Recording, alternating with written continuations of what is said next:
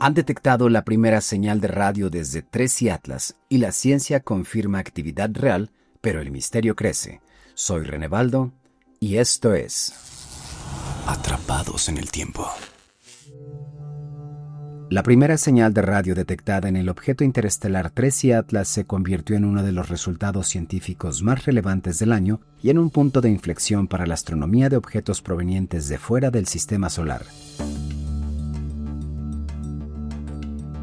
La observación fue realizada por el radiotelescopio MERCAT en Sudáfrica, que registró con claridad la firma espectral del radial hidroxilo, OH, en las frecuencias de 1665 y 1667 MHz, un patrón conocido y muy específico de sublimación cometaria cuando los hielos del núcleo comienzan a descomponerse por efecto del calor solar. Esta detección confirma que el objeto está mostrando actividad física real, medible y verificable, lo que desmonta por completo cualquier hipótesis de que se tratara de un cuerpo inerte, metálico o tecnológico.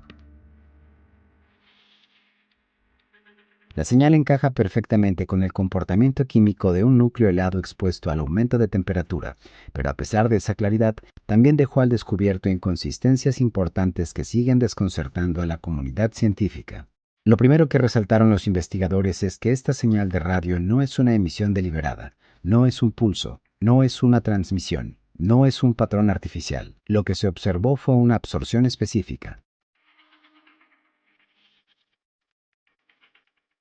Las moléculas de OH interceptan parte de la radiación y dejan un vacío exacto en frecuencias bien definidas. Este efecto solo ocurre cuando hay vapor de agua liberado desde la superficie del objeto y ese vapor se rompe por acción ultravioleta en radicales OH. La explicación es completamente natural, pero la importancia no recae en el fenómeno en sí, sino en que ahora existe evidencia concreta de que Tracy Atlas está perdiendo material, liberando gases y reaccionando al entorno solar. Esa es una señal inequívoca de actividad, lo cual es clave para entender su estructura interna y su comportamiento dinámico.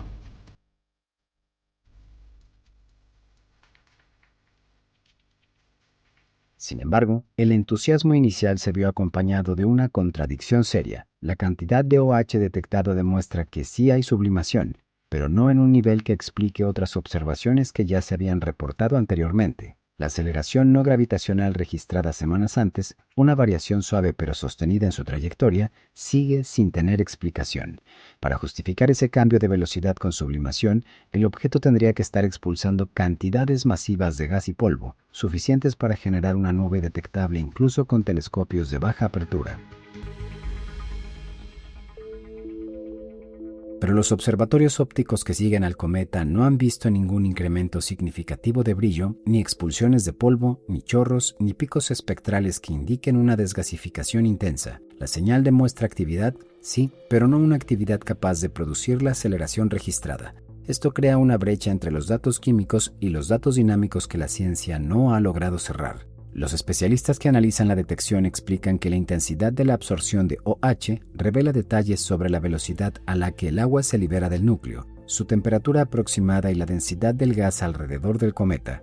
Esta información es extremadamente valiosa porque permite comparar el comportamiento del objeto con el de cometas formados alrededor del Sol. Y es aquí donde surge otro punto importante.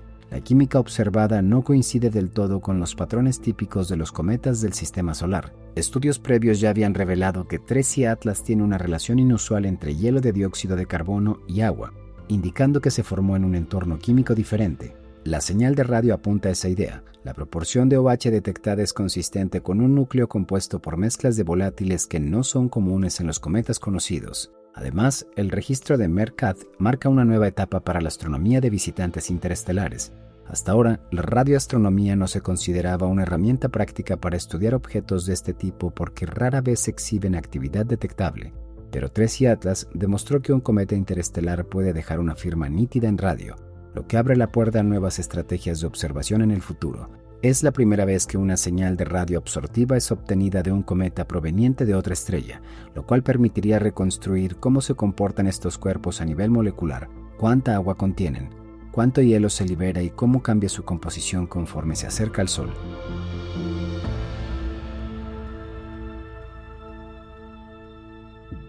Así se confirma que la radioastronomía sería esencial en el análisis de visitantes futuros, especialmente si muestran actividad débil que no puede detectarse bien con telescopios ópticos.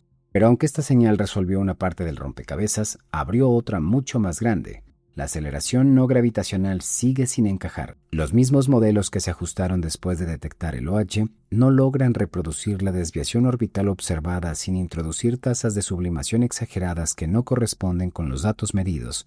Es decir, el cometa está activo, pero no lo suficiente para explicar su cambio de velocidad. Algunos científicos han propuesto que podrían existir partículas extremadamente oscuras expulsadas en cantidades pequeñas, pero muy eficientes como mecanismo de empuje, algo que podría pasar desapercibido para los instrumentos ópticos. Otros mencionan la posibilidad de compuestos volátiles que no emiten en frecuencias visibles o que producen firmas débiles que solo podrían verse en infrarrojo profundo. También existe la opción de que la estructura interna del cometa tenga fracturas o cavidades que liberen gas de forma irregular, generando impulsos tenues pero frecuentes que acumulen una aceleración apreciable. Todas estas hipótesis están sobre la mesa, pero ninguna ha logrado explicar el fenómeno de forma completa. Otro punto clave es que la señal de radio fue detectada justo antes de que el cometa ingresara a la fase en la que se han registrado los cambios dinámicos más fuertes. Eso significa que el periodo de sublimación medido no representa toda la actividad potencial del objeto. Todavía falta observar cómo se comporta en diciembre, cuando alcance su punto más cercano a la Tierra y cuando la iluminación, la temperatura y la geometría de observación permitan obtener registros mucho más precisos.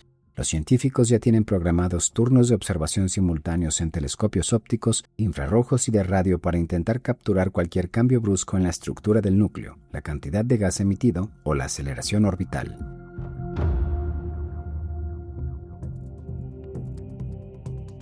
La detección de la señal también permitió estimar con más precisión la cantidad de agua en el cometa, aunque todavía no se ha publicado el dato exacto. Las primeras aproximaciones indican que el contenido de agua es menor al esperado para un objeto de su tamaño si lo comparamos con cometas locales. Esto podría explicar parcialmente la debilidad de la actividad observada, pero vuelve a plantear la pregunta sobre la aceleración no gravitacional. Con tan poca agua sublimándose, ¿qué está generando el empuje? La señal confirmó que hay actividad, pero también confirmó que no es suficiente para una explicación completa.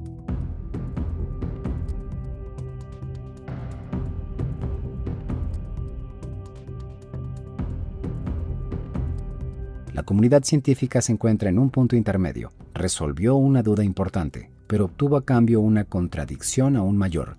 Sabemos que 3i Atlas está activo, sabemos que químicamente funciona como un cometa, sabemos que es natural y no tecnológico, pero también sabemos que su dinámica no coincide con lo que debería mostrar un objeto de su tamaño y composición. Este caso está obligando a revisar modelos que hasta ahora se consideraban sólidos. Una posibilidad es que los cometas interestelares tengan estructuras internas más complejas, con materiales que reaccionan de formas diferentes a las esperadas. Otra es que se estén observando fenómenos que nunca se habían registrado porque no habían existido las herramientas o la oportunidad adecuada para analizarlos. Lo que está claro es que 3i Atlas, lejos de cerrar debates, los multiplicó, y la primera señal de radio detectada no fue el final de un misterio, sino el comienzo de uno más grande. Soy René Baldo, y esto es Atrapados en el Tiempo.